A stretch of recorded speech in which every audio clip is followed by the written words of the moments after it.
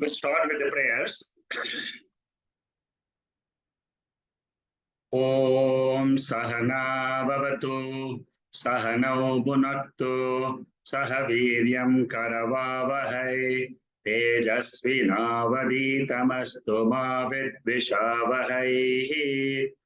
Om Shanti Shanti Shanti.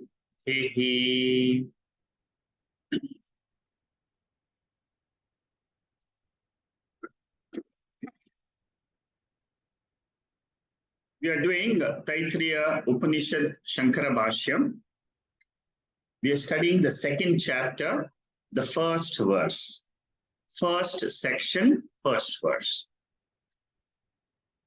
Bhashyam study is a serious study taken up by senior students of Vedanta. Normally, people enter into Vedantic study and they study Bhagavad Gita initially, and then they go on to Upanishad. So any student of Upanishad is a serious student who wants to know the Veda.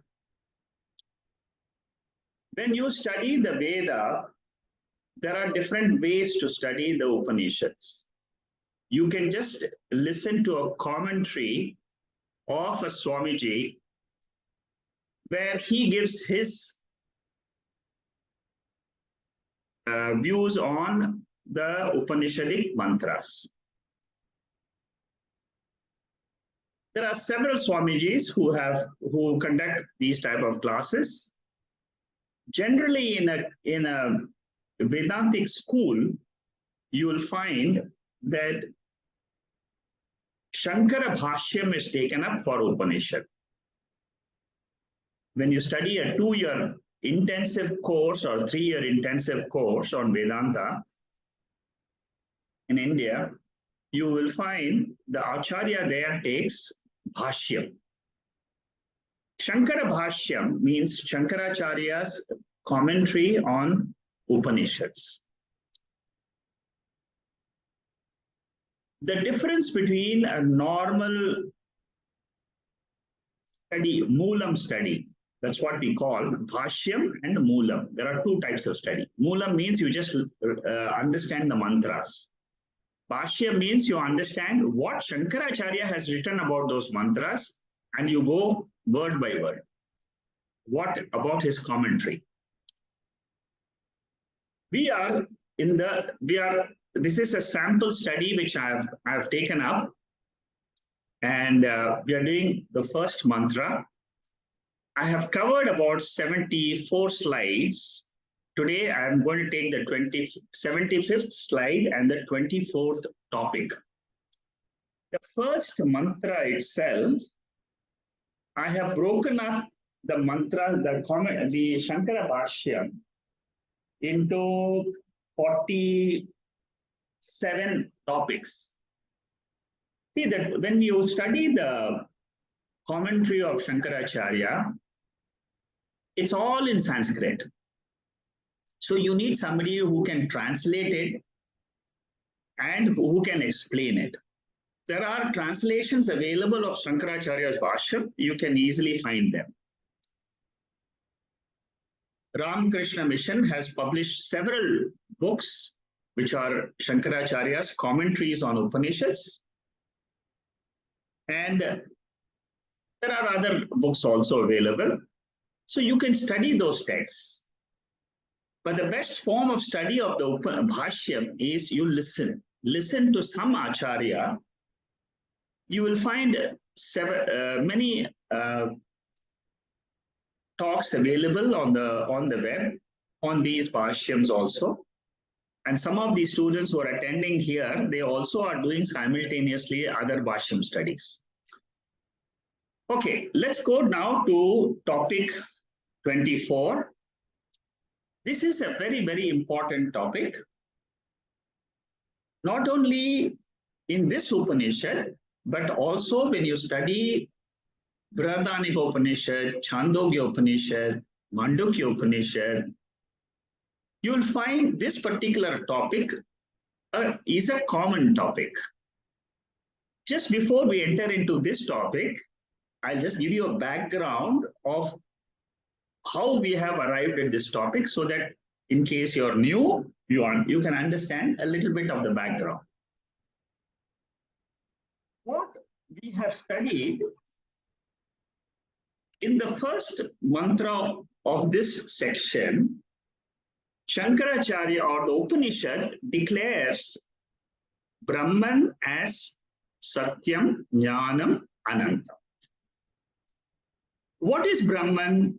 Brahman is a word, is a technical word. It is explaining who I am. It is not something which is very far away and it is not paroksham. It is aparoksham. Aparoksham means it is the nearest. It is me.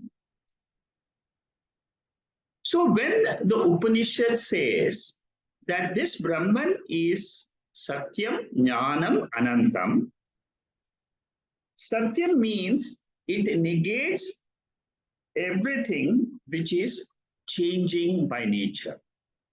Body is changing, so that is not me. That is not the real me. There are two types of I. One I is called as incidental I. The I which I'm used to knowing. That is the I with the body and mind identification. The second I don't see it, but it exists. The second I is named Brahman or Sakshi or Chaitanya, consciousness. All three are same. Or another name for it is Atma. So, who am I? Am I this incidental ahamkara, the ego I, which says that I am the body, I was born, I am the waker, I am the dreamer, I am the sleeper. This is all ahamkara. I am a father, I am a mother, I am a sister. This is all ahamkara, the ego I. But this ego I is only a reflection. It is not the original I. The original I, you can't see it. But that is what I am. That is what is called as Brahman. So Satyam negates all which are changing. Jnanam, the second technical word in this first mantra is Jnanam. Jnanam means consciousness. Consciousness means it negates all the inert things. Body is inert. Everything in the universe is generally inert. Inert means what? It doesn't know that it doesn't know itself. What knows itself? Consciousness. I know myself or not? Yes. I am a living being. That living being means what? It is a conscious being. What about a stone or a desk or a mountain or a river or some of these other things? They are all inert by nature. They don't know themselves. So there is a distinction between inert things and sentient things. So Jnanam differentiates everything in the universe which is inert. So that is the nature of Brahman. That is the real nature of Brahman. Satya means it is always there in the same way, it doesn't change, changeless. So changeless is Satyam. Jnana means consciousness or knowledge. Ananta means it is not finite. Finite means what? An object exists in time and it goes off in time. But there is something which doesn't go off at all, and that is what is called as Brahman. That is what is called as consciousness. So this is what is the definition of Satyam Jnanam Anantam Brahma. Then this was taught by Shankaracharya. One of his students stood up and said, if I negate everything in the universe, I don't see this Brahman. I don't experience this Brahman. So what Brahman you're talking about is something which is very vague. It is not clear to me. When I negate everything, when I negate the world, for example, you say you negate the inert objects. Okay, I negate all of them. You negate all the you negate all the finite things. Okay, all the changing things I negated. When I negate all this, I only get nothing. Is the definition of Brahman nothingness? That is the background to where we are today. What we have discussed so far in all these topics, 23 topics, is what I have just tried to revise a little bit, so that you know how is they progress in our discussions. These discussions are extremely intense. They are very deep, and you have to apply your mind. You cannot sleep in the class, or you cannot just forget or do some other work in the mobile and now see your messages and then also listen to the class. It's not possible. They require total attention. Then only you'll be able to pick up the nuances of these topics. So the argument is, ultimately, when we negate this body and the world, is there anything? This is a typical question which was asked by Nachiketa in Katha Upanishad. An 8-year-old boy, 9-year-old boy goes to Lord Yama. Yama means who? The controller of death. In Katha Upanishad, he goes and asks the question. Some people say that after the death of the body, there is nothing. Some people say there is something. Lord Yama, you are the controller of death. You know what exists after death, and you know exists if there is something which exists at all. Now teach me that. That was the beautiful question in Katha Upanishad. It is the same question being asked in this Taittriya Upanishad by a Purva Pakshi, an opponent to Vedanta, who says that after you negate everything, is there anything? I don't see anything. Nothingness is what everybody thinks is Vedanta trying to reveal. Shankaracharya gives 4 brilliant arguments. We are seeing the 4th argument today. What we have seen, the other 3 arguments, the first argument is a brilliant argument again. The first argument says that all the Vedas, they are trying to reveal something. If you say Brahman is nothingness, that means Veda is trying to reveal nothingness in this universe. Does it make sense? No. So argument is that there is something which Veda or Upanishads are trying to reveal. Second point, Veda promises moksha, freedom from this body and mind for a seeker. Not all of us are seeking. There are billions of people who don't seek. But for those who come to Upanishads, they all want to know the truth of this universe, the truth of themselves. And Veda says, I will give you moksha purushartha. When you study Upanishad, you will get the freedom, the joy of being the self. So if you say there is nothingness, by knowing nothing, you're not going to become free. So Veda will become irrelevant if you say nothingness is what is being revealed by Upanishads.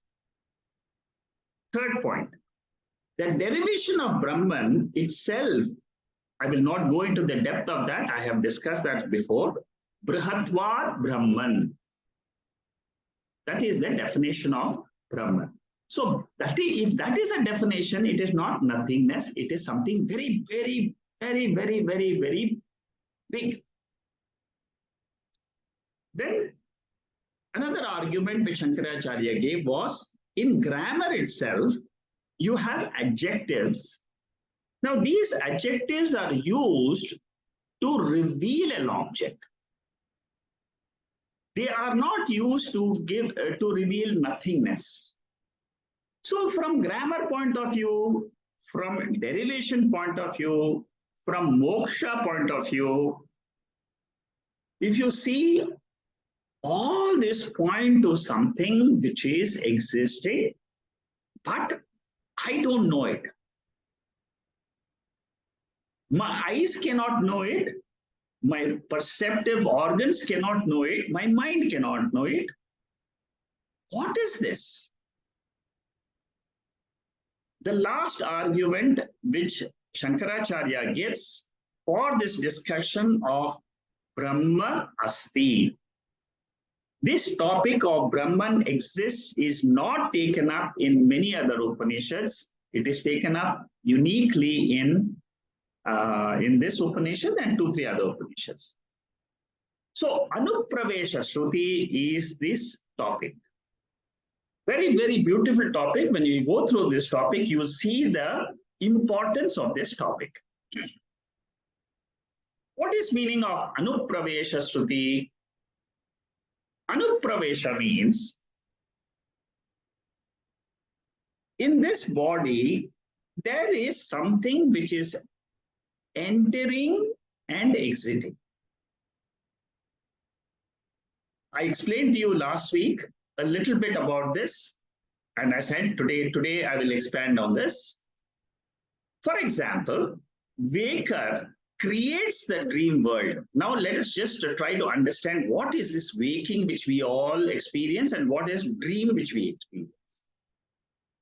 And what is this Brahman experience or knowledge? Three things. We are going to study. What are the things we are going to study?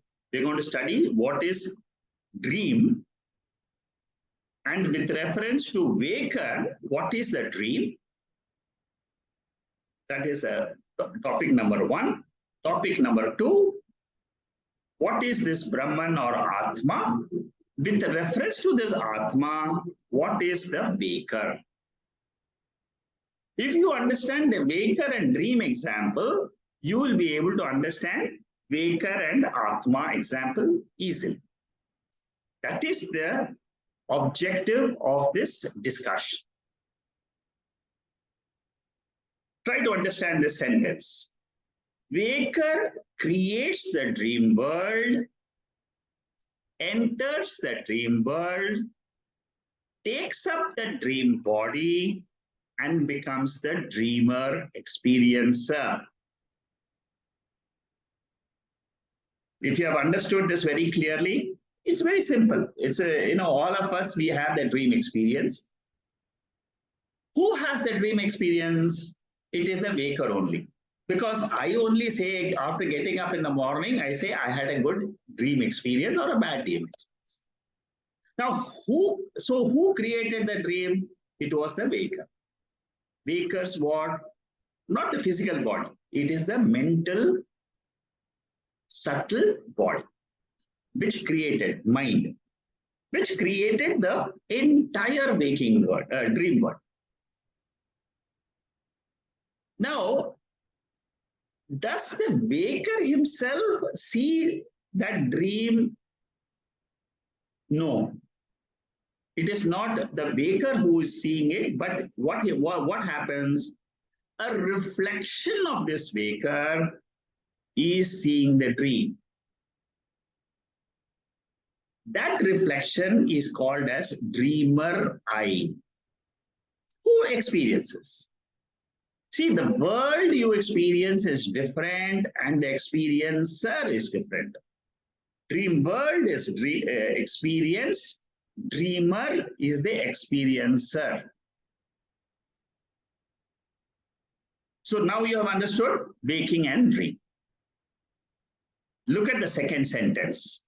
Atma creates the waking world, enters the waking world, takes waker's body and becomes the waker experiencer. Very important sentence. Because many people, they don't understand Vedanta. They say it's very difficult. We don't understand. Because it says something, but this type of analysis has never been done by them. So what does this say?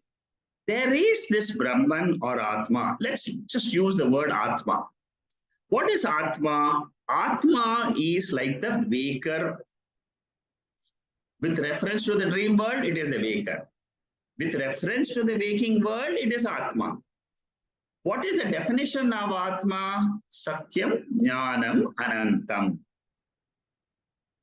It is existing all the time. It is changeless. And it is illuminating principle. Jnana. So that is my real nature. The I which I am thinking of is that.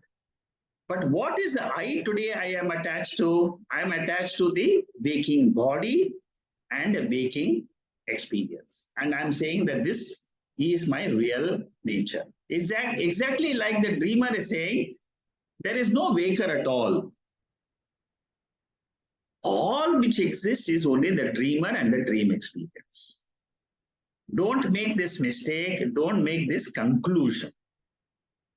So, from our experiences, we should not make a conclusion that there is no Atma. Okay, this is what is called as Anupravesha principle. Waker creates, enters dream body, becomes a dream experiencer. What is the proof of existence of the waker? Suppose you say that in the dream, you ask this question. Can you tell me what is this proof? What is the proof that there is a waker? What will be your answer? Your answer will be, come on, you, the dreamer, are nothing else but the waker itself, right? So the dream and the dream experience is a proof for the waker. Similarly, waker and the waking experience is the proof for Atma or Brahman. See how beautifully Shankaracharya analyzes. He does not want to give us anything new. He only says you only analyze your day-to-day experiences and arrive at your real nature. That's all. I will only help you by giving the knowledge of the Veda. Veda says there is Brahman, there is Atma, which is a higher nature for all of us.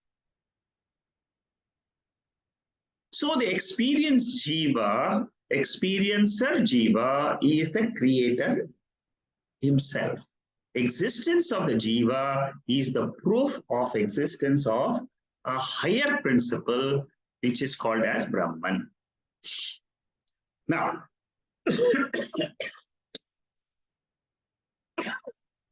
what are these Shruti and Smriti statements which prove this? See, we need proof. Apart from our experience, see, we have given a logical answer so far.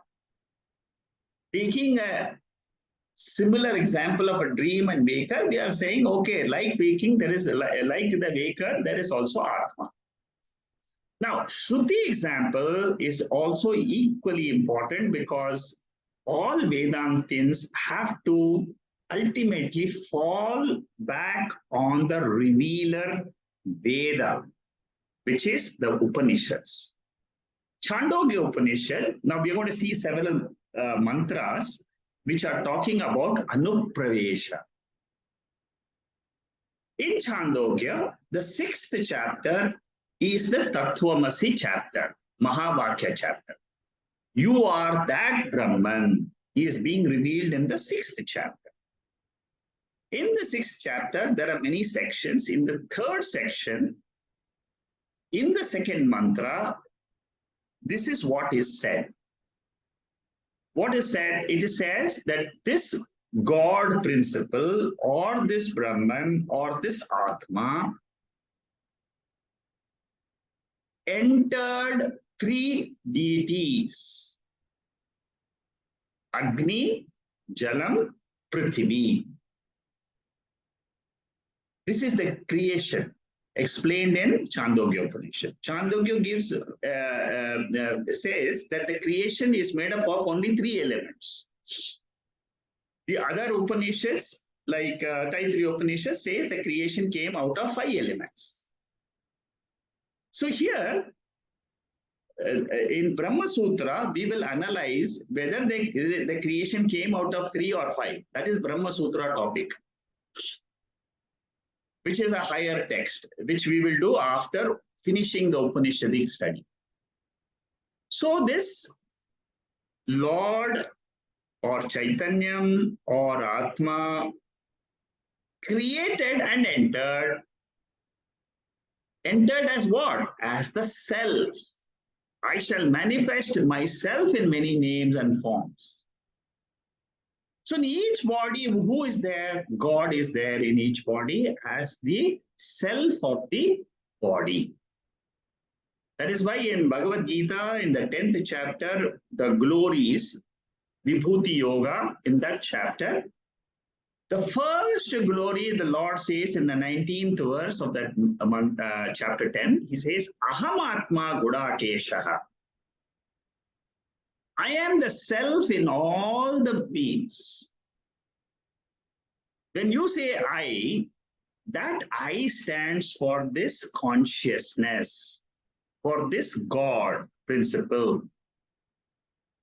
By knowing this what? By knowing this God principle or consciousness or Chaitanyam, if I know that that is that Aham which is the truth, and this Aham which I'm taking as the body is incidental. It is there. It is also there. Ego I is there. Because of this ego I only, I attend the session, I attend the class, I do all my vyavahara, all my activities. It's because of the ego I.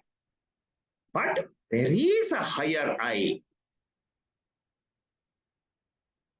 which has been explained deeply in the second chapter of the Gita.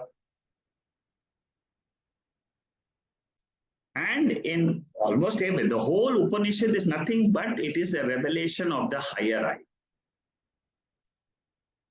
So Anupravesha is a rare Vakyam, not only in the Upanishads like Chandogya Upanishad, but it's also in the Bhagavad Gita.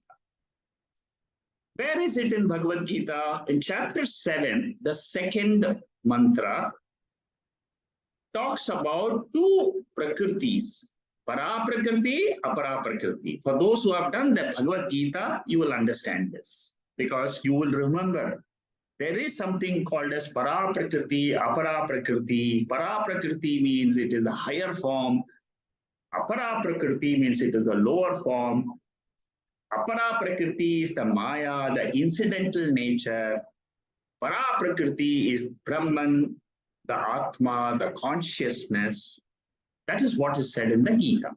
Which is that mantra? The second mantra. Which is that mantra? Actually, it is not the second mantra. It is the fifth mantra. So the fifth mantra, it says, Apare yamati swavanya prakritim vidhi me param jiva bhuta mahabhavo yaedam dharyate jagat. The most important word is dharyate. Dharyate means what? I am the holder of this whole universe and the jivas. Who is saying this? Brahman. Who is saying this? Lord Krishna. Who is saying this? The self. When we study the Bhagavad Gita, we don't understand the impact of this verse. But here, when you study in this background of Anupravesha Shruti, normally when we teach Bhagavad Gita, we don't talk about Anupravesha at all. We only take the mantra and explain. But Anupravesha is a knowledge given by the Upanishads. So the first line in this mantra, it says, Para Prakriti. Apare matitya swanyam prakritim vidhi me param. There is a higher principle which is called as Satyam Jnanam Anantam Brahma. What is the role of that Brahman? It is the one which is holding up this entire Pancha Koshas. All of us.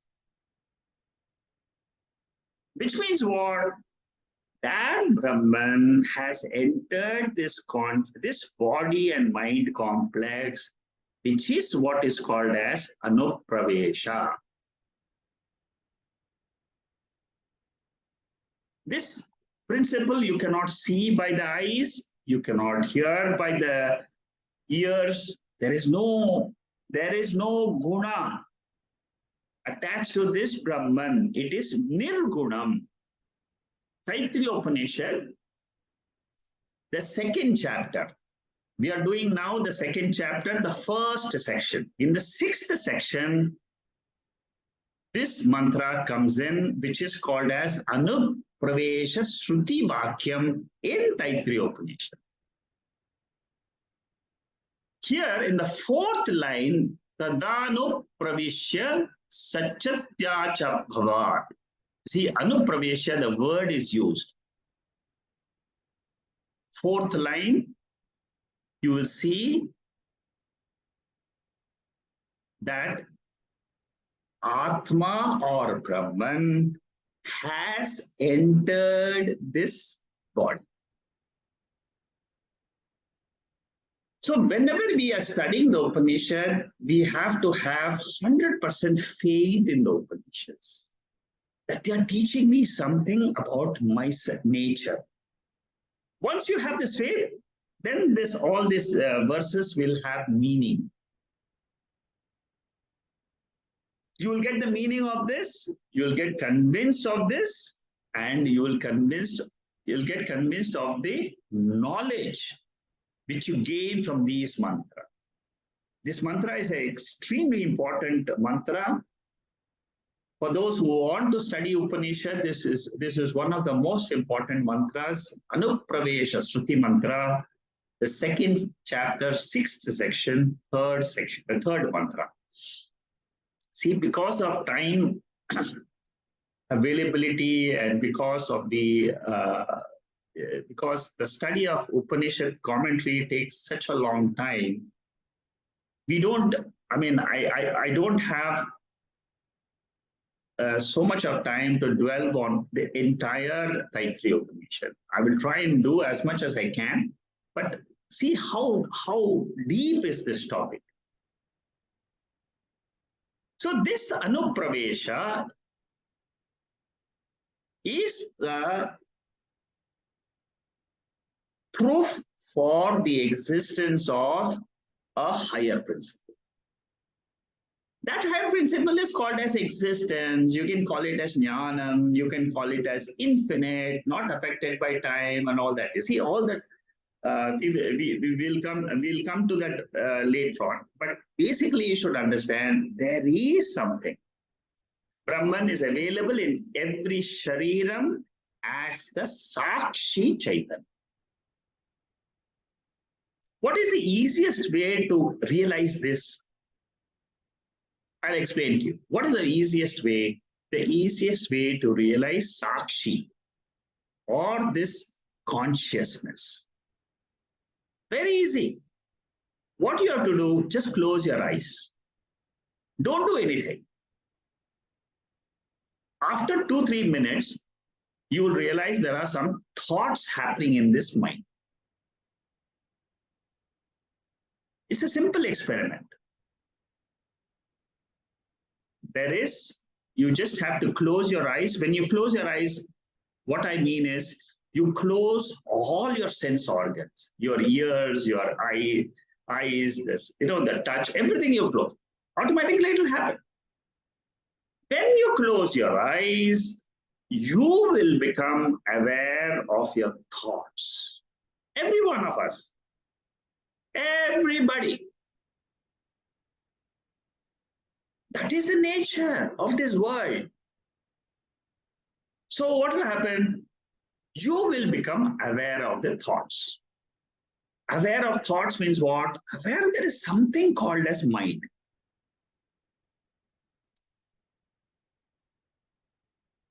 When you become aware of your thoughts, about your mind, you will ask the question, what is it which is seeing this mind? It is not the eyes, it is not the skin, it is not the heart, it is nothing in the body which is experiencer of the thoughts. That experiencer of the thoughts is Sakshi Chaitanyam. That is the Atma. The Upanishads say that the best way to realize this in your own self is to understand it as Sakshi of the mind. For example, all of you are aware of your emotions. I became very angry yesterday morning with my mother or father or teacher or boss. In what light did you know that anger? The light in which you know that anger is the light of consciousness. That is the spiritual light. That is what is called as anupravesha. It is a reflection of that pure consciousness in this body. That is what is called as Chaitanya.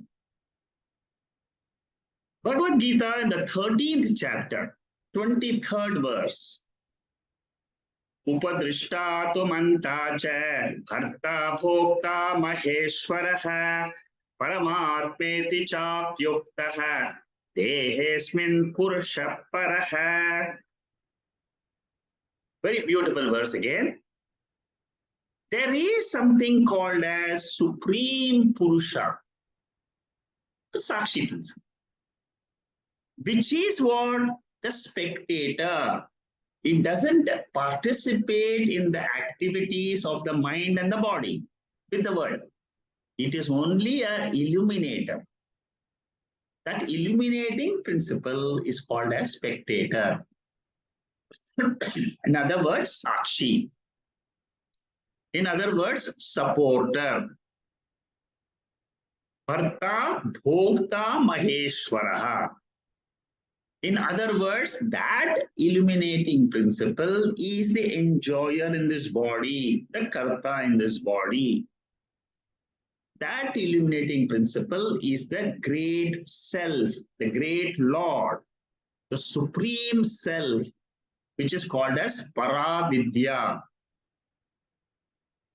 Purusha Paraha, greatest self. See how these words have got such a beautiful meaning in them. When you understand Anupravesha, you will understand all this. So is it clear? Anupravesha is mentioned in the Bhagavad Gita. It is mentioned in the Taittriya Upanishad. It is mentioned in Mandukya Upanishad. In verse number 5 and 6 of Mandukya Upanishad, same Anupravesha is mentioned. Okay.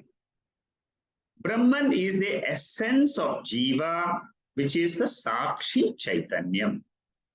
If Brahman is non-existent, means you yourself are non-existent. That is a very favorite argument of Shankaracharya. In Mandukya Upanishad, he says very clearly in his argument there, Shankaracharya says, if you say there is no Brahman, that means you yourself are not there because you are the reflection of that pure consciousness in this body.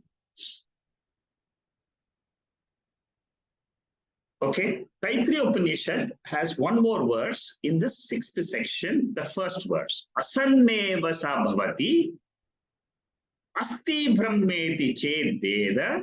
That is the verse. Here what the Upanishad says is the same idea which is conveyed before, that if you say Brahman is non-existence, then you yourself are non-existent. But if you say Brahman exists, that means you are there. You means what? The experiencer, consciousness.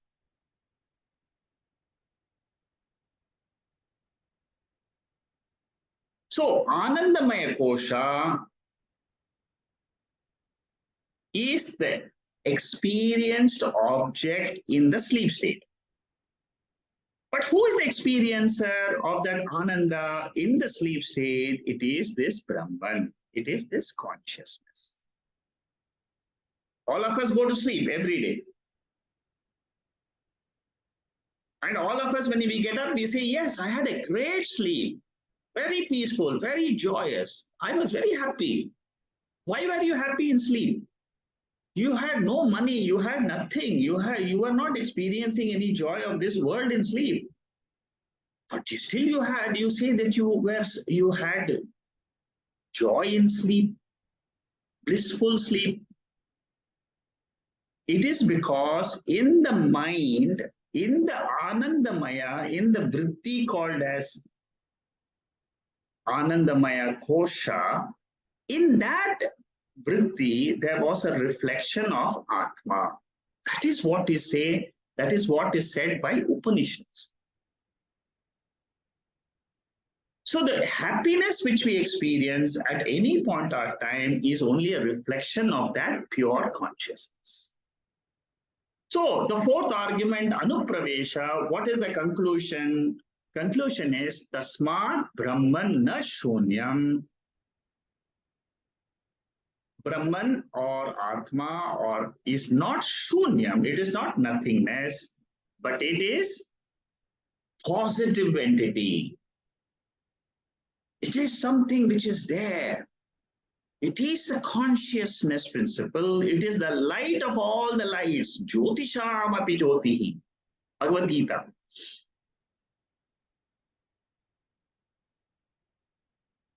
It destroys tamas. Tamas means what? The sleep. If you come to know in the waking state that there exists Brahman, which is the revealer of the sleep state, that is what is the knowledge which we must get from the Upanishads. So that finishes Anupravesha Shruti. I will, keep this in mind. We will be touching on this topic again and again in some other context. But right now, I'll close the topic of Anupravesha. I'll go to the next topic, which is another very interesting topic. Not many people know this unless until you come to the Veda. What is this? We all talk about Jnanam. Now, this is the analysis of Jnanam topic.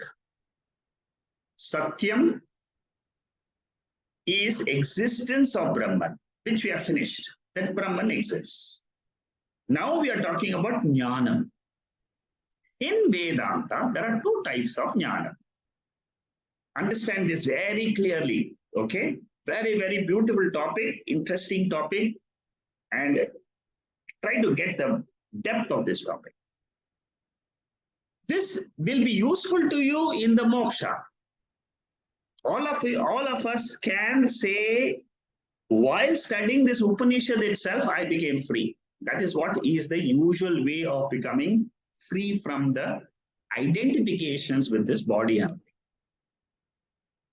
And for that, this particular topic is very useful. What are the two types of jnanam? One is called as Karaka Janya Kriya Jnanam. I will explain this. And the second is called as Swarupa Jnanam. What is the differentiating factor? The differentiating factor is one is called as Triputi Jnanam. What is Triputi Jnanam? Karaka Janya Kriya Jnanam. In simple words, Vritti Jnanam. What is Swarupa Jnanam? Swarupa Jnanam is Vritti-less Jnanam. Sakshi Jnanam. Karaka Abhava Jnanam. Triputi separated Jnanam. Chaitanya Jnanam. Nitya Jnanam. Swatantra Jnanam. That Swatantra Jnanam, if I know the Swarupa Jnanam, that will give me moksha. Very important point in Vedanta.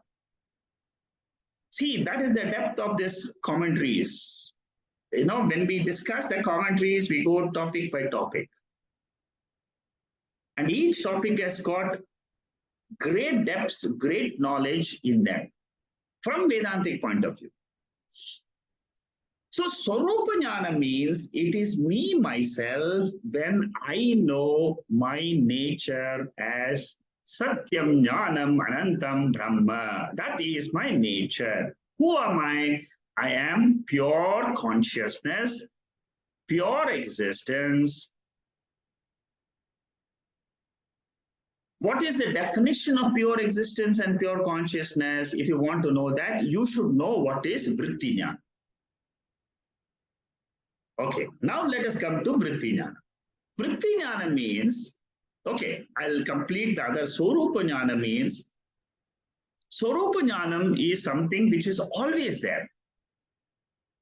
I am conscious in the waking state. I am conscious in the dream state. I am conscious in the sleep state.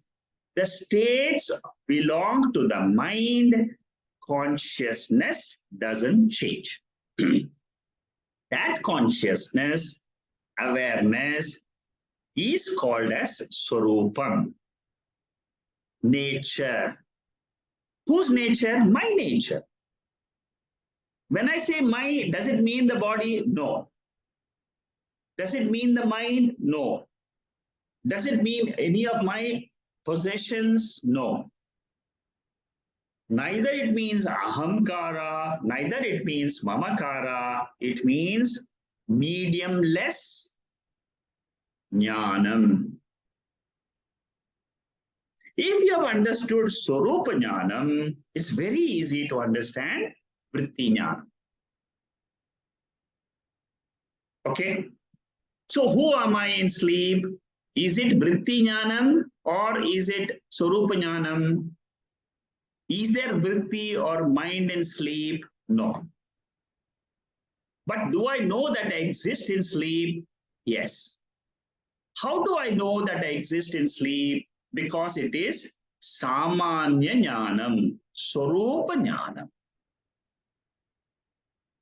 I'm going extremely slow in this because I want each one of you to understand this, because this is the fundamental of Vedanta. What is Triputi Jnanam? Triputi Jnanam means the moment the mind is awake. Mind is awake in two conditions, waking condition, dream condition. In both these conditions, you have Triputi, knower, known, instrument. Triputi stands for three things: the knower subject, the known object, and the knowing instrument. In the waking, what is the knowing instrument? The eyes, the ears, the skin, the nose. These are all knowing instruments, the sense organs. Mind, is it a knowing instrument? Yes, because that is also an object of knowledge in the waking state. Who is the knower in the waking state? It is the ego I, pramata. Who knows this body right now? It is the knower of this body. Who is the knower of this body? It is the consciousness plus the mind going through the eyes is seeing the body and says, I know this body. So for Karakajanya Jnanam, you always require three things: the knower, the known, and the instrument. This process by which I come to know my body or the world through the sense organs is called as Karakajanya Kriya Jnanam. It is generated, it is born out of the operations of the Karakas. Karakas means accessories. Accessories means the sense organs and the instrument called the mind. When I use my instrument, the mind and the sense organs, I get the knowledge of the world of sense objects. That is called as Vritti Jnanam. Vritti means thought. There is a process, knowing process involved. Now, this knowing process depends on many factors. It depends on the pramata, the knower first. It depends on the sense organs, the quality of the sense organs. Therefore, it is paratantram. Paratantram means what? It is dependent. What about the knower in the sleep state? Is it dependent or independent? It is independent. Does it depend on the mind? No. Does it depend on the sense organs? No. In the sleep state, all the sense organs are sleeping. But I do exist. That is called as Swarupa Jnanam. That Swarupa Jnanam, when do I get it? It is always there, but it is hidden. It is hidden. I exist, but that existence of Satchid Ananda, that hidden principle is called as Satchid Ananda. So the Purva Pakshi, the opponent, knows only the Vritti Jnanam, and he thinks that there is nothing called as Swarupa Jnanam. Therefore, he says there is nothing. See how beautifully Shankaracharya analyzes this opponent and how he tries to answer that. You see, indirectly, when we also try to understand these analysis, we also get to the depth of our consciousness. Okay? Whenever we are using the Triputi Jnanam, our knowledge and the format in which we are is called as triangular format. Subject, object, instrument, triangle. It is finite Jnanam.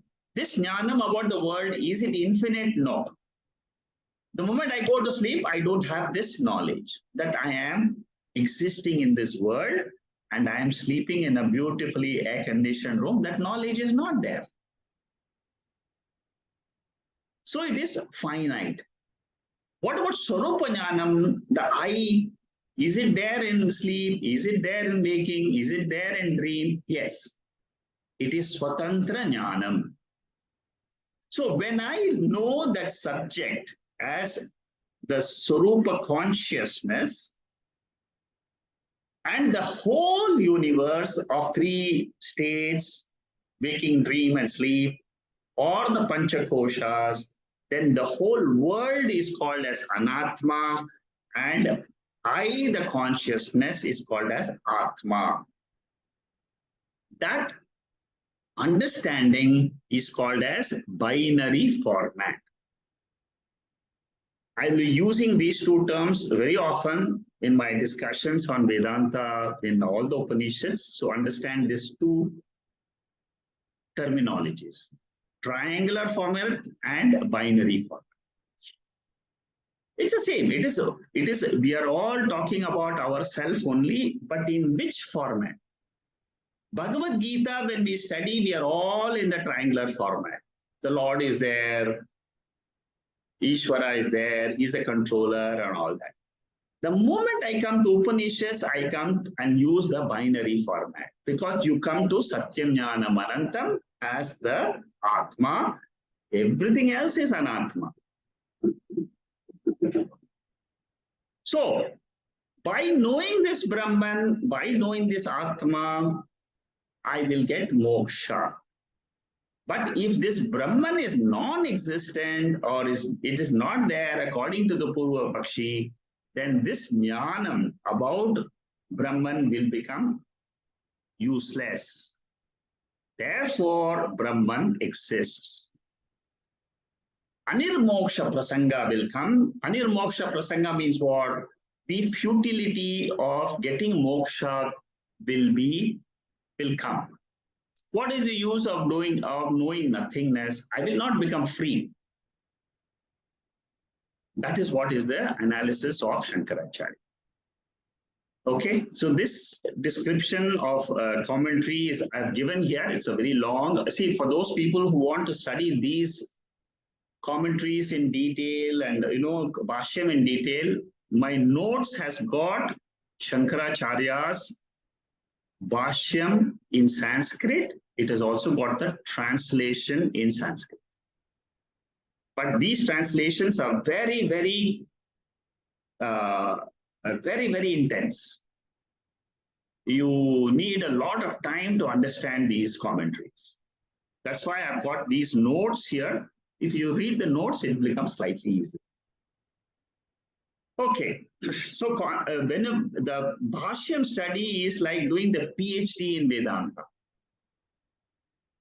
After that, there is nothing. I mean, if you do 3 Bhashyams, Mandukya Bhashyam, Kena Upanishad Bhashyam, Taittriya Bhashyam, you've got PhD in Vedanta. That's all. You don't need anything else. You will know yourself. That's it. You just have to only remember what you have studied. The study itself will give you the benefit. As you go through these commentaries, you will understand yourself very beautifully. You don't need anything else. You don't need another class also. You'll say that I am free. That's all. Whatever Upanishads had to teach me, I have come to know about it. That's all. I am free is what? I am free means what? I am free as Chaitanya. I am free as consciousness. Okay? So we have gone through this Vritti Jnanam and Swarupa Jnanam. Keep it in mind. If you don't understand this, you can ask me at the end of this today's session. Put your question on the chat box. I will answer it.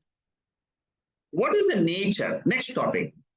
Topic number 26. We have another 21 topics to go for the first mantra itself. So the 26th topic is the nature of consciousness. It's a very simple description, but you'll get to know the depth of this only when you analyze some of these mantras. Here I have given what the acharyas have given as the nature of consciousness. This is a very beautiful point given by Swami Paramatmananda. Simple 5-point theory of consciousness. Consciousness is not a part, product, property of the body or the mind or the world or the Panchabhutas. Okay? It is an independent principle. So what is that consciousness? Who are you means what? We are supposed to say I am consciousness. But what is this consciousness? Is it a part of the body? No. Is it a part of the mind? No. But it pervades the body and it pervades the mind. Like what? The sunlight is independent. But the whole world is pervaded by sunlight. Pervaded means what? The light falls and it illumines the world. Similarly, is this consciousness, the light of consciousness, it is always there. Always there. It is Nitya Sarupa, Nitya Mukta Sarupa. Okay. So it is not a part, it is an independent principle. The first point is it is not a part. Second is it is an independent principle. Third point is it is not limited. Body is limited. It exists only in this room. Mind is limited. It exists only in this body. Your body, your mind. Mind exists as inside the body, physical body. It's got limitation. Okay. Now, consciousness which is illuminating the mind is not finite. It is not limited. It is a limitless principle. These are useful to us when we do meditation.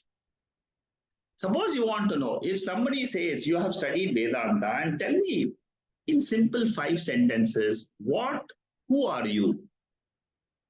Then these are the 5 statements you should make to the person. I am consciousness. It exists after disintegration of the body. What do you mean by disintegration? Very simple. In sleep state, the body is disintegrated. That means what? I am there. But I don't experience the body or the mind. It is a seeming. As though the body is disintegrated, I still exist. So even if the body dies, what happens? I am consciousness. In consciousness, the body came. In consciousness, the body went off. In consciousness, the waking state came. In consciousness, the waking went off. So why should I worry about it? That is what Taittriya Upanishad, Yamadharmaraja teaches that Nachiketa. There is something which is called as Brahman. In Taittriya Upanishad also the same Brahman comes. Anyatra dharma, netra dharma, krita kritacha. There is something which is beyond dharma and adharma, right and wrong, beyond time, in time and beyond time. There is something. Beyond time is what? It is deathless, it is birthless. That is what is indicated here as it exists after the disintegration of Triputi. See, our whole life is only a life of Triputi. Triputi means the knowing mind comes, the knowing mind goes away. Mind manifests, mind goes to unmanifest condition. This is our whole life from philosophical point of view. The surviving consciousness is not accessible to the body or mind, neither in the sleep state, neither after death. The surviving consciousness is not available. Not because it is absent, not because consciousness is absent, because there is no medium. What is the medium? Mind is not there. When the mind leaves the body, after the death of the body, when the mind leaves, there is no more reflection of that consciousness in this body. That is the way we have to understand the higher principle in all our bodies. This is the third verse in the 13th chapter of Bhagavad Gita. Lord Krishna says, you are the Kshetrajna. Kshetrajnam chapi mam vidhi sarva kshetreshu bharata. I am the consciousness in all the bodies. Try to understand that, Arjuna, in Bhagavad Gita. That is the same thing which we are now trying to understand here in the 5 points. Okay. All these are very, very in-depth study of Upanishads and Bhagavad Gita. Swarupa of consciousness is called as Jnapti. It is a Sanskrit word used by Shankaracharya in this context. Jnapti, okay? He has used this word here in this commentary. He has used the word, and that is what I'm trying to explain now. There are two meanings of this word, Jnapti. Jnapti means Vrittinyanam or Swarupanyanam. Okay. This Jnapti, which is called as Swarupanyanam, is eternal, Nityaha, all pervading, Sarvagataha, and changeless, Nirvikaraha. These three terms are all explanations of the word consciousness.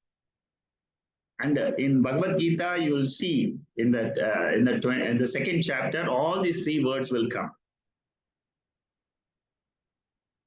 Okay. Whenever you study the consciousness principle, these three words will come. What are the three words? Nityaha, Sarvagataha, Nirvikaraha. Nirvikara means what? This consciousness is changeless in the three states. In waking, dream, and sleep, consciousness remains the same. This consciousness is there, sarvagataha. It is there in all the living beings. Whether the Triputi is operating or not. Triputi means what? The mind is operating in the waking and dream. It is not operating in the sleep. Whether this mind is operating or not, the consciousness, Jnapti, is always there. That is why we call this as Nitya Swarupaha, eternal. So by knowing this eternal, I will also get immortality. Asatoma Satgamaya, Tamasoma Jyotirgamaya, Mrityoma Amritangamaya, Priyardanika Upanishad. Amritam. Amritam means what? Eternal principle. By knowing Atma, I will get Amritatva Praptihi.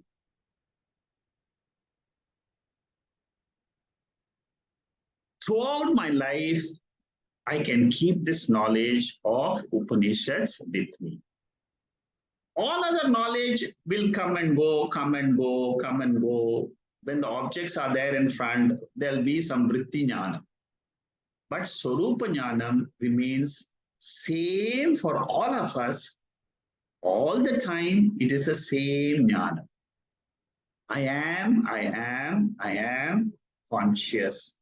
I am conscious. Last week, when you got up from sleep, you said, I am conscious. Today, when you got up, you said, I am conscious. Tomorrow, when you get up from sleep, again, you will say, I am conscious.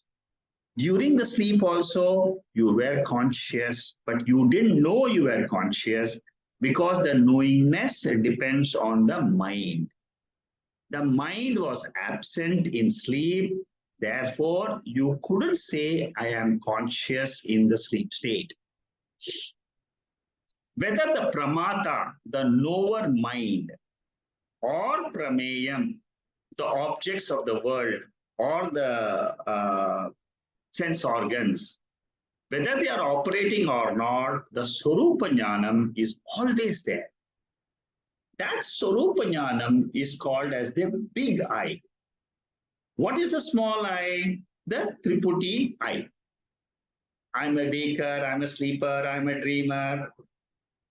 I am experiencing a nice music.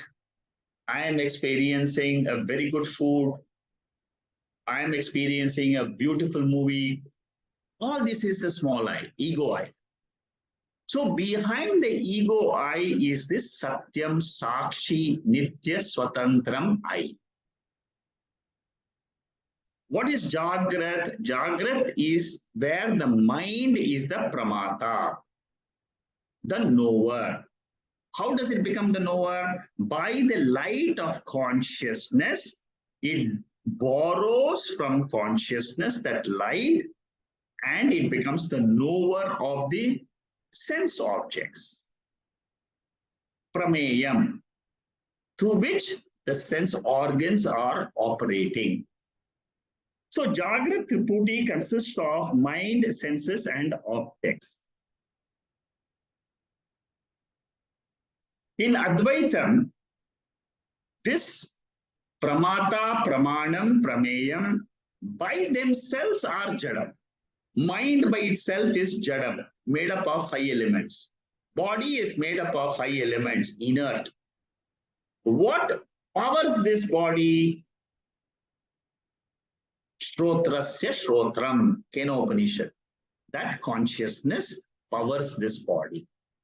In the presence of Atma, they are all get energized, they become manifest and unmanifest. That is the phenomena of Maya Shakti.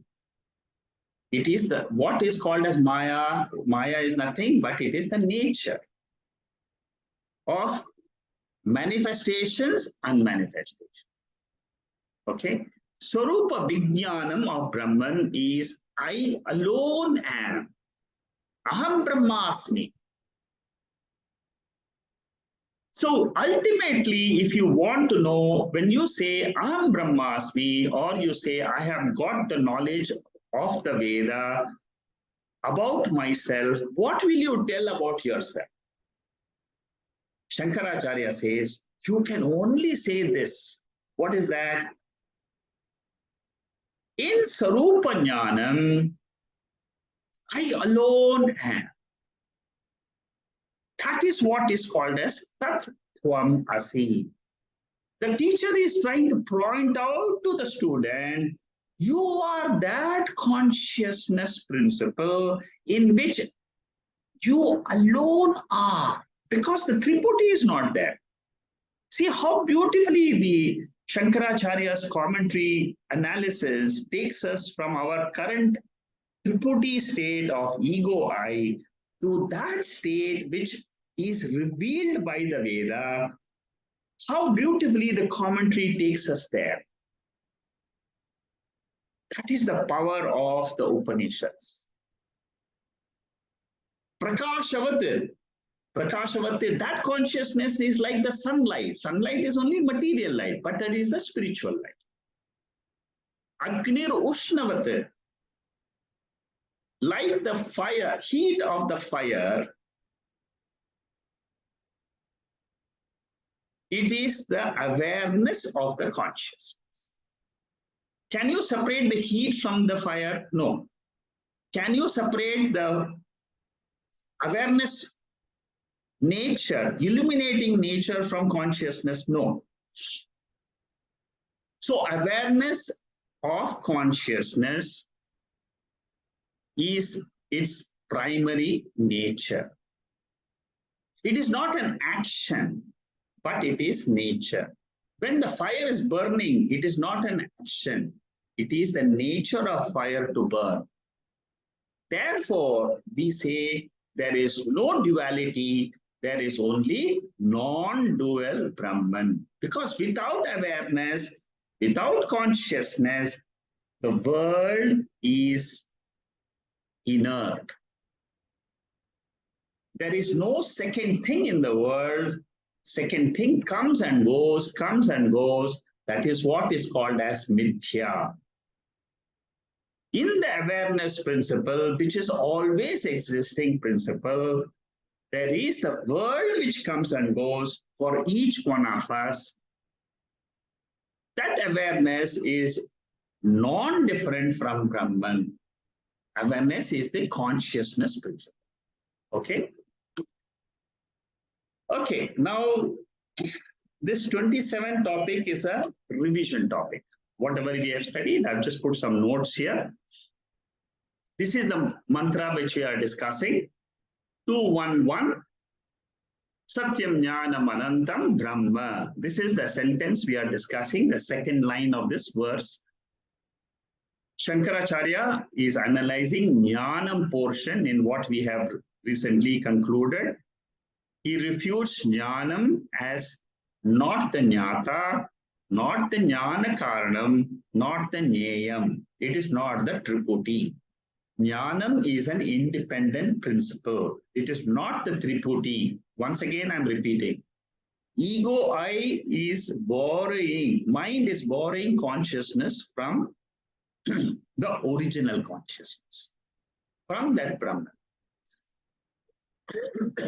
Okay.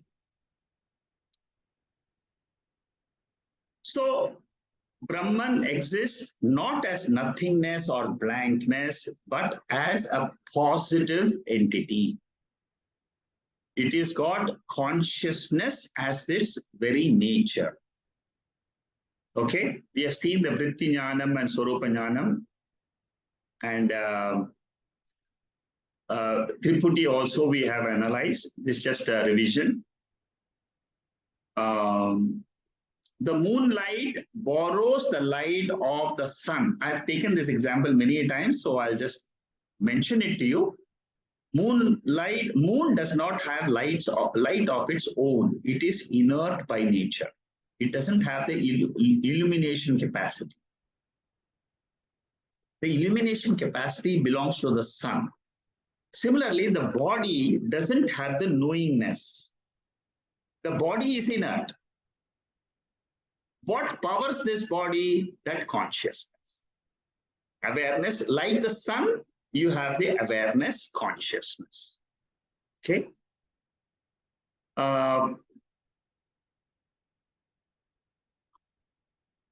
Like Agni burns is like Agni burns, that means the fire burns. Similarly is this consciousness, it reveals. It reveals what? The sense objects, the body, and the mind. So the all-knower is not associated with the knowing process, but by its mere presence. This is a very important sentence used by Shankaracharya many times in the commentary and other Upanishads. How does Brahman reveal? How does Brahman function? Like the fire burns whatever comes near it, similarly, Brahman by its mere presence. The Sanskrit word which is used for this presence is called Sannidhi Matrena. Sannidhi Matrena. That is see this word here, Sannidhi Matrena. The Sakshi in sleep illumines the ignorance of all jivas. Sannidhi Matrena. Sannidhi means what? By mere presence. It reveals that I don't know my nature. Very important point. See, all these commentaries when we do, we are doing with a view to study myself, my own nature. Na tatra suryo bhati, na chandra tarakam, Kathopanishad. It comes in many Upanishads. There the sun does not shine, nor the moon, nor the stars, neither the lightning. There means what? In consciousness, nothing can illumine from this world of Triputi. The description in Kathopanishad is the description of Brahman. This whole world is illumined by his light. That means by the light, by that God principle, consciousness principle, Brahman principle, spiritual principle, the whole world is lighted up. Because The world comes and goes in this light. This one mantra, if you understand 100% clearly and meditate on it throughout your life, you will have reached yourself. Surely. Just meditate on this mantra. There is the light. I am that light of consciousness in which the whole universe comes and the whole universe becomes unmanifest. I am that pure light. What a beautiful mantra is this Kathopanishad mantra. Every Acharya who deals with the Upanishads has said that this is $1 million verse. Just meditate on this one verse to reach that light and say, I am that spiritual light, the light of the Swarupa, in which the whole Vyavahara is coming and going. That light is the light of Sakshi. That light, when it shines on the vritti, thoughts in the mind, it is called a Chidavasa. Chit and Chit Abhasa. Abhasa means what? Reflection.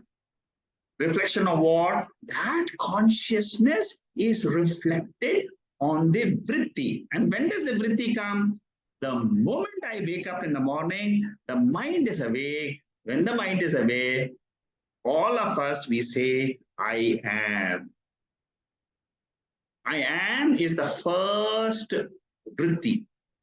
As soon as you get up in the morning, before you see your clock and say it's 5 o'clock in the morning, the first thing is aham. That aham is revealed by this spiritual light. The last thought before you go to sleep is revealed by this chit. Last thought. Okay? The first thought, the last thought. In between, what is there when you're sleeping? That chit, consciousness, Brahman, Atma, alone is there. So the moon, is it useful or not? Yes, it's very useful. It manifests the sunlight. It reveals, we don't say it reveals, we say it manifests. It is the proof that sun exists. Similarly, the body, mind, and the world, this manifests consciousness. Without the body, I can never know that consciousness is there. Okay? So the credit of revelation goes to the moon or to the sun. It goes to both of them. Without the sun, you cannot have the moonlight. Without the moon, you cannot know that the sun exists. Okay? Time and space, both are born in consciousness. The modern science does not still know the source of time or the source of space. But Veda, long ago, has revealed time and space are born when the mind is born and when the consciousness reflects in the anytime. Does the world exist or not? Don't answer yes or no, because both answers are wrong. The world seemingly exists. What exists all the time? Consciousness. Okay? These are all extremely deep principles, very deep in nature. That is the beauty of Veda and Upanishads. They can go into the depth of corners of every part of our universe, which our sense organs and the mind cannot. Kala and Akasha are not different from Brahman. Time and space are not different from Brahman. They are Brahman itself. They are the products of Brahman. Products of Brahman means what? Karyam. What is the Karanam? Brahman. Consciousness is the Karanam. But when there is no time and space, consciousness still exists. That is why we say consciousness is Karya Karana Vilakshana. It is beyond time and space. This is a slightly subtle principle, but you will understand it as we study this further. The ultimate subtlest thing in the creation is nothing but this Brahman or consciousness, or another name for Brahman is Satyam Jnanam Anantam. The sense organs are used only for this sense objects. But Brahman or Atma is subtler than the sense objects and the sense organs. Not even the mind. Mind is also an object of consciousness. Vritti is also an object of consciousness. Lack of vritti, which is what is our experience in our sleep state, is also an object of consciousness. Brahman can't know itself. Brahman is the illuminator, not by a process, but without a process. Okay, this commentary here is a very nice commentary. You can go through it yourself. Next topic. If Brahman is not a knower, how Brahman is omniscient in context of Srishti? Okay, we say that Brahman is omniscient. Omniscient means what? It knows everything. Why do we say Brahman knows everything? Because I'll tell you a very simple, logical answer. We say Brahman knows everything. This is given in Mandukya Upanishad. I'm just introducing this topic, but next week we will do this topic. Topic number 28, slide number 94. We will do this next week. The question is raised by Purva Pakshi. See, this is again another analysis. This is how the Pashyam is. See, we are going from one commentary to the second commentary. By doing this, what happens? We are going to the depth of the knowledge principle. If this pure consciousness is not a knower, in the sleep state, do we know? The question raised is, we say that this consciousness is a knowing principle. But in the sleep state, I don't know myself. So how do you say that it is a knowing principle? Is there anything which I don't know about this consciousness? That is the topic which we are going to see next week. How does Brahman become the knower of every mind? Very simple. Where does the mind resolve? This is Shankara. This is the question asked by Shankaracharya in Mandukya Upanishad Karika, in the commentary of the Karikas, in the second Karika. He asks, where do all the minds resolve? They all will resolve into the Karanam only.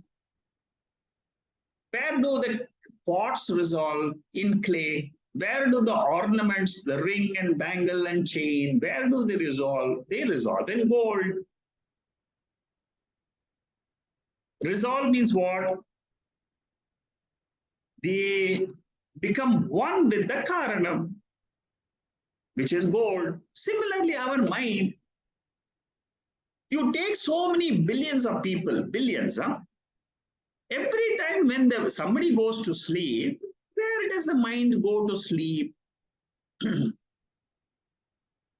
Mind for all of us, wherever you are situated,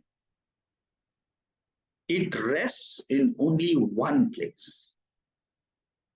It rests in Karana Avastha. That Karana Avastha is Ishvara. That is why we say in sleep, I am one, I am resolved in, I merge with the Lord in the sleep, with Ishvara, all of us. Chandogya Upanishad analyzes the sleep beautifully. If you want to study sleep condition, take up Chandogya Upanishad, 6th chapter, 8th section, verse number 1 and 2. Very beautiful analysis. Just like a bird, I will give this example and I will stop, goes through all its world of experiences and comes back at the evening to rest in the nest. Similarly, all jivas in all the countries, in every part of the universe, all the jivas are nothing but the mind roaming in the direction of Jagrat and Swapna. That is the universe. They roam and they all go back to sleep, to come to rest in that resting place, which is called as Ishvara. What a beautiful description of our universe. That Ishvara is the resolution ground of all the minds, all the knowledges in the minds of all the people in the universe. The resolution ground, resting place is Ishvara. Therefore, the Lord is called as omniscient.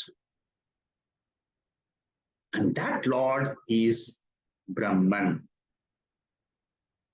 That Lord knows the nature of what Srishti must be created for the jivas. And that is why the Lord creates the Srishti and dissolves the Srishti very easily. Just like we create our dream, similarly, Lord creates this waking world. Okay, we'll stop here and we'll continue this topic 28. Okay, 47 topics are there for the first verse. We gradually will finish it maybe in 4 or 5 sessions. Om Purnamada Purnamidam Purnahat Purnamudachade Purnasya Purnamathaya Purnameva Vasishyade. Om Shanti Shanti Shanti Hari Om Sri Gurubhyo Namaha Hari Om. Okay, so we'll take up anything if there is anything in the chat box.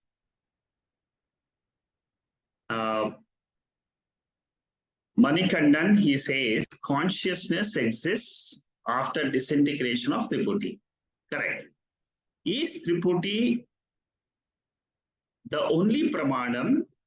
Is Shruti the only pramanam, or there is Yukti pramanam also? Yukti is, Yukti is also there. You can apply the logic. I mean, throughout our study, we will be see, there are 3 things. One is Yukti, another is Anubhava, another is Shruti. Vedanta says you must use all 3. Shruti Pramanam is there.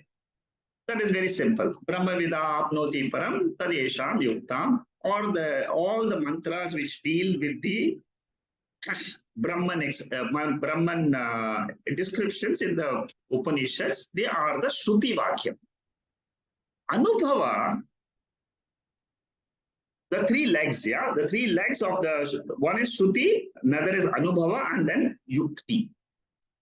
Yukti for Brahman is the logic which we just now saw. Yukti means what? Logic, reasoning.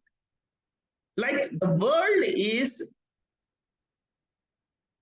the world is manifesting that light of consciousness. That is what is called as yukti. How do I say that, this is yukti means what? Reasoning, inference. Just like I say that there is sun because moonlight I can experience. Gravitation, I don't see it, but I see the apple falling down on the ground. How does the apple from a tree fall on the ground? Due to gravitational principle. Similarly, how do we know there is existence of this consciousness principle, or there is this Brahman, or this whatever we call it, God? How does it exist? Because I'm seeing the Srishti. There has to be creator of the Srishti. That is the logic. that is the yukti. As we study more and more Upanishads, even in this Taittriya itself, you will find a lot of yukti being used. Yukti means reasoning. For the proof of consciousness, generally we say Shastra is the only proof. Generally we say. But we can use, Shastra itself will use logic. Shastra itself will use our Anubhava also. Okay? So Manikandan, so it is there. All the three can be used. You must use it. And unless you use yukti, reasoning, the knowledge will not become firm. That is why when we study the Upanishad with Shankara Bhashyam, we are making our knowledge of consciousness very firm. If anybody were to shake us and say, how do you, how can you prove the existence of this consciousness? We should be very bold. We should hold on to our firmness of knowledge and try to explain to the other person. Like how we have studied, we should try to explain. Okay, Amyanshu says, can I understand Swarupa Jnanam as fire pervading in timber example? It is after disintegration of Triputty and binary. Okay, correct. Very similar. Like the fire pervades wood, consciousness pervades our body and mind.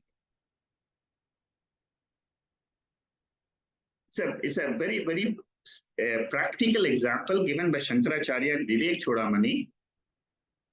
And so it's very clear that this consciousness, I can't see it, but it is there. Exactly like the fire. The heat of the heat is there in the fire. How can you prove that? That is its nature. So similarly, this body, mind, and the world, what is its original intrinsic nature? That is what we should ask. Intrinsic nature for all of us is consciousness. Okay? Good. Very good question. What is the difference between Krama Mukti and Videha Mukti or Kaivalya Mukti? Good. See, from an Ajnani standpoint, okay, I'm now giving you the answer to this question. What is Krama Mukti and Videha Mukti?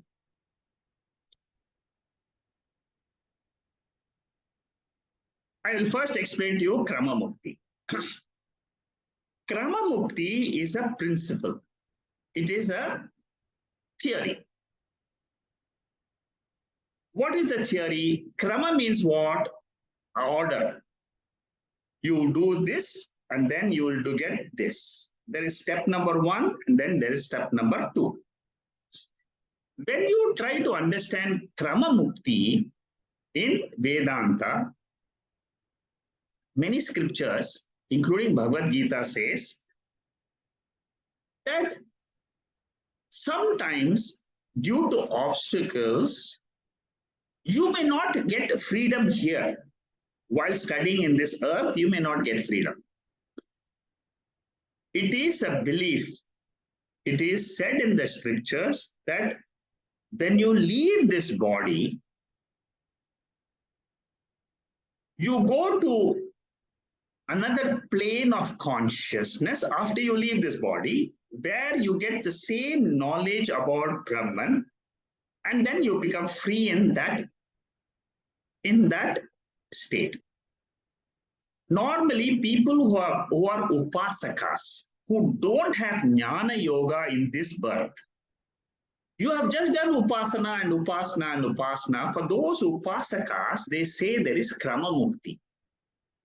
They don't get mukti, they don't get jivan mukti here while they are here. Because of some obstacles, they don't want to enter into jnana yoga. Their mind is not ready to understand Brahman as we are trying to understand in our sessions. So they only meditate. There is something called as God. There is something called as Ishvara, and then they keep on meditating in Dvaita Bhava. So Lord Krishna in Bhagavad Gita himself, he teaches there is Krama Mukti also. In the 8th chapter, clearly Lord Krishna teaches Krama Mukti.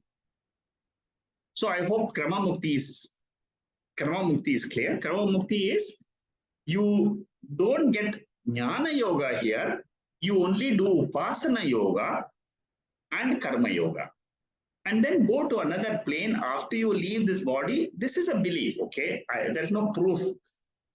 So you go to another plane where Lord Brahma itself will be the teacher, and then you get the knowledge and you become free. So you get ultimately freedom, you get moksha, but not in one go as we do it in Jnana Yoga, in this birth, in this type of Upanishadic sessions.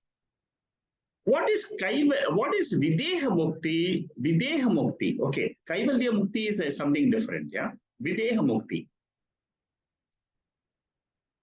Videha Mukti is generally talked about when freedom comes to us of rebirth. Videha. Videha means Deha is no longer going to come.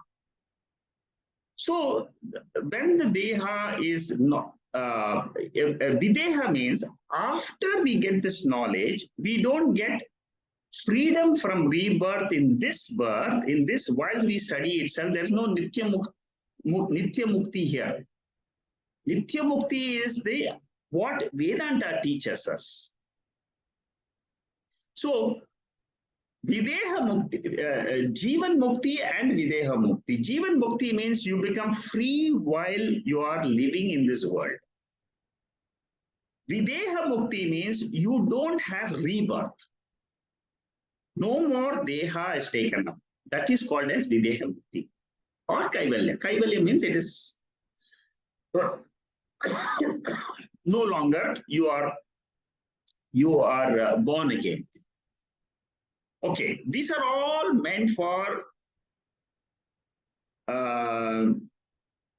Ajnanis. All these words are meant for from the point of view of people who do not know the knowledge of Brahman. They will talk of Krama Mukti, Videha Mukti, Jivan Mukti, Kaivalya Mukti, all that. What does a person who gets Jnana Yoga here, what type of Mukti he gets? That is what we should be interested when we study Jnana Yoga. The Mukti which Shankaracharya talks about in his commentaries is, he says, while you are in the waking state and you realize your nature is not this waking state, it is only a medium to realize your Nitya Mukti status. Your Thuriyam status, you realize when? Here. Now, while doing this Panchakosha Viveka, you say to yourself, I am not the 5 koshas. I am the pure consciousness which the Upanishad reveals. And you hold on to it. I am the Chaitanya. I am the Chaitanya. I am the pure Chaitanya. Let the life go on. The life will automatically go on whether whether if you understand this, then you are called as Jivan Mukti. What is meaning of Jivan Mukti? You see, if you are ignorant person who is not exposed to Vedanta, let us take two examples. Suppose somebody is there who has not heard of Bhagavad Gita or Upanishads or Brahma Sutra, never even heard about it. What type of life will he be leading? He'll be leading a life of, I am this body, born, and then he will formulate all his life's concepts based on, I am the body. That is how he will lead his life. What about a jnani? Suppose you have done simply, you have understood, you have come to Taittriya Upanishad, you have understood 4 or 5 talks you have attended, you have understood there is something called as consciousness. And because of your purva vasanas, you have come to this Upanishad class. Otherwise, you would not be here. So because of your purva vasanas, there is some liking for something towards this higher principle. You came and you have understood. There are some seekers who come to these type of sessions who have removed the obstacle, who have removed ajnana, ignorance, completely removed. It's possible. I'm telling you that it's possible. Because there were small 1 or 2 doubts you had, you cleared it, and you came to know that you are free. That's all. That is what is the objective of the Upanishads. Okay? Nitya Mukta status. I am always free. I am ever free from the body. Body is an incidental thing. It has come, I see it as an experience. I attend the class. Again, in the sleep state, it is not there. Where do I merge? Never forget this. I always merge in my sleep state with Ishvara. All Vedantic students, you must remember this.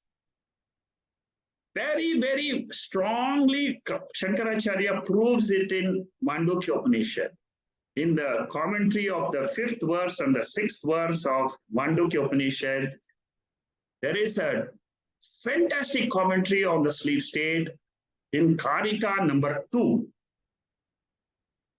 Fantastic. It's a beautiful analysis. And that analysis, if you do it, you will never ever forget, this body mind is an incidental thing. I am one with that Ishvara principle. This, if you understand in Mandukya, if you come to Mandukya Upanishad Bhashyam class, you will get Nitya Mukti immediately. I give you a promise. Okay, so I hope I have answered your question. Shanta has a question here. Go ahead, Shanta. Yeah, namaste. I was a bit confused because you mentioned Bhagavad Gita as a triangular format Yeah, and Upanishad as binary. But I okay. always thought Bhagavad Gita is also binary because if you look at chapter 10 and 11, where he says all in one, I think, and one in all in Swarupa, Vishwaswarupa, isn't it? The chapter 11, if I remember right. Yeah, And if you look at, so it is all about para and apara, correct. Kshetra and the, what is that term? Kshetrajna. Kshetrajnana, Yeah, right? yeah, So I did not think of this Bhagavad Gita as a triangular thing, particularly because of this. Because for me, the Lord, whether you talk about in the chapter 7 or chapter 9, which I'm not correct, learning correct. at Yeah, depth, yeah, he's always talking about para and apara, yeah, and para and apara are inseparable, and that is what we are learning in now today Shankaracharya's Bhashyam, where correct, the correct. Yeah. fire and the heat and the fire cannot be Yes, separated, and so is the para and apara's prakriti. yes, So what makes you feel that Good. this triangular principle? Okay. I was not sure whether it was different from Upanishad. Okay. You see, uh, when I say triangular format and the binary format, predominantly Lord Krishna's Gita is triangular form. There Okay. is definitely a binary format also in Bhagavad Gita. I accept it as what you are saying it. Mm, Definitely, chapter 13 is binary format, 14 is binary format, 15 is binary format. But the all other chapters are predominantly they are triangular format. That's what I meant. It's not that there is no binary format in Bhagavad Gita. There is binary format, but usually out of the 18 chapters, you will find predominantly he talks about all the gunas, all the he talks about how to come out of those gunas, and he yeah. talks about karma yoga. Then he talks about meditation. He talks most of these chapters. He talks about glory of all the vibhutis. Yes. They are all talking about Ishvara principle. Whenever you talk about Ishvara, you're talking about triangular form.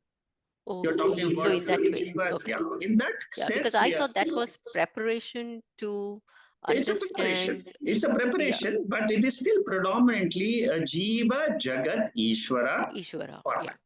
Format. Okay, okay, okay. That is So what I that way, meant. because Yeah, okay, because when I look at this chapter 7, 9, 13, it correct. just makes me feel it's all para Whereas and when apara. you come to Upanishads, especially Mm, Mandukya Upanishad or Taittriya Upanishad, immediately you will jump into binary. The moment okay. you drop the five koshas or the three Mm, states, mm, Upanishad teaches you primarily there is only Atma and Atma.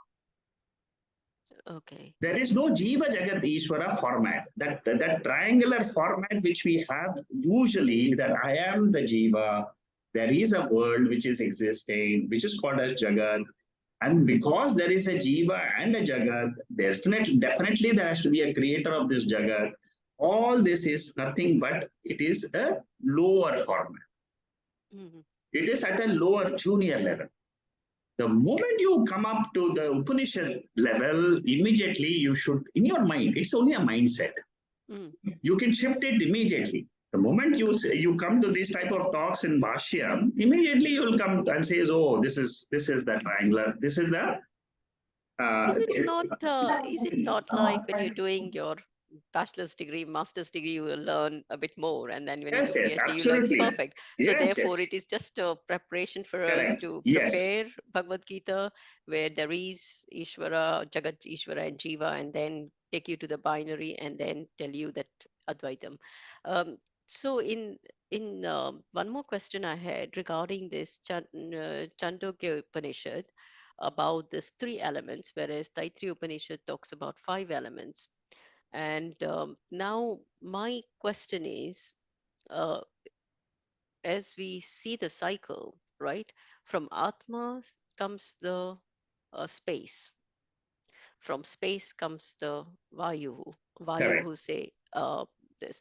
So when you talk about these things, is it because, I don't know, the three elements, are they the fundamental triangle, like how for fire you need three? That is, you need a source of fire, you need the heat, and then you need the air. So is it like that is that principle of triangular? I mean, three No, no, no, elements in no. Chandogya? No, no, no, no. The triangular format is different, and the Oh no, binary no. In format. these Yeah. three elements, these No, three the three elements are like the elements. principles of the main principles of life Yeah, yeah, yeah. existence and You're right. You're correct. See, the three main principles are this fire and water and water and earth, earth. because Okay. these three are more grosser, Mm, whereas the space and the air is subtler. mm, Eyes okay. cannot see them. You cannot, it's Yeah. slightly invisible. It's more subtler principles. Chandogya just takes these three principles, but in Brahma Sutra, Mm, this verse is taken up. They analyze why three and why five, and there Shankaracharya clearly says, don't worry about three or five. Ultimately, we have to drop them. Because they are all Prakriti. Yeah, it's all Prakriti. In a way, they are all only Mithya. Mithya. So don't worry about it. Don't get too confused about it. And he shuts all the conversations about 3 and 5 and says, it is all Mithya. Why are you fighting over a Mithya subject? Okay. Okay. Yeah. So that's the answer he gives in Brahma Sutra. Okay. Dhanyavada. Okay. Thank you. Anybody else has a question? Secretary, I have one question. One more Yeah, question. go ahead. So when we say Brahman is associationless, in mere presence, it reveals the mind and the world. So how we can say it is associationless or means unattached? Okay, good question. We will be analyzing this portion a little bit in our Taittriya classes in the future. But just let me explain to you a little bit. See, this is a very, very important topic discussed in again in Brahma Sutra also, and also in Taittriya Upanishad itself. This comes in one of the mantras. It comes in, and then this. See, what what they say is the nature of this consciousness is it alone is, and everything else is an appearance. So, and this consciousness doesn't change. It is nirvikara. It is a changeless principle. See, all these descriptions of changelessness, sannidhi matrena, these are all words used in the Upanishads. In the Upanishads as the nature of that consciousness. So the Shastra itself says that by mere presence, and it gives the example of, there are 2-3 examples which are given. One of the example is like a magnet. In the presence of the magnet, all the iron filings, they all get attracted. So in the presence of consciousness, all the minds, they become powerful. They get the energy like the iron. Iron pieces, they get the magnetism. Sorry. So they, similarly, our mind. The mind is matter. That mind gets energized. And in its presence, it gets energized. In its presence, it gets into unmanifest condition also. See, energized is all our waking state. De-energized is our sleep state. So, but this is the nature of the 5 elements. And Upanishad says there are many verses in the Upanishad which says this is asangaha.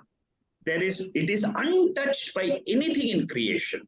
There are hundreds of verses in the Upanishad where it says that this pure consciousness is never affected by anything which happens to the body or the mind or the entire universe.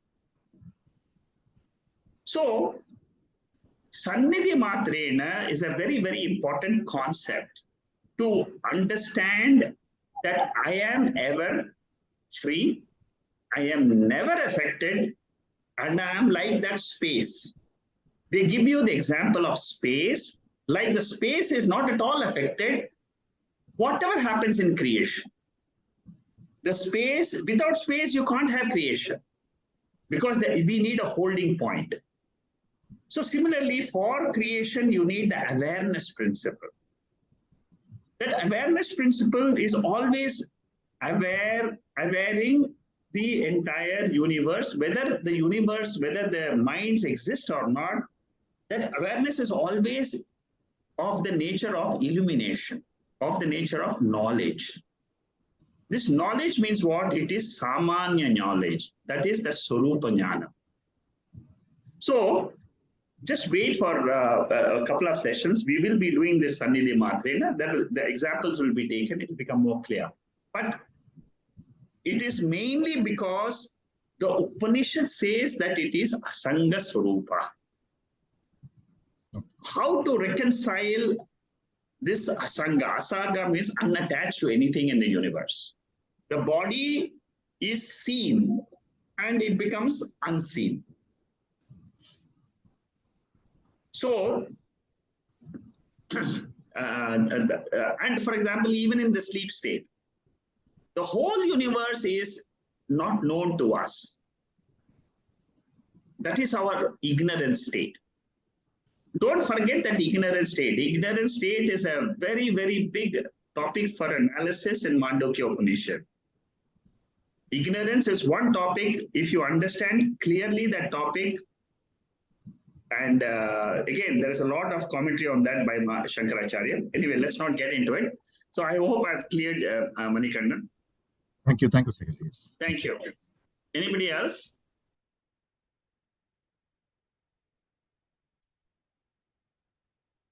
Okay, if there are no other questions, we'll stop here.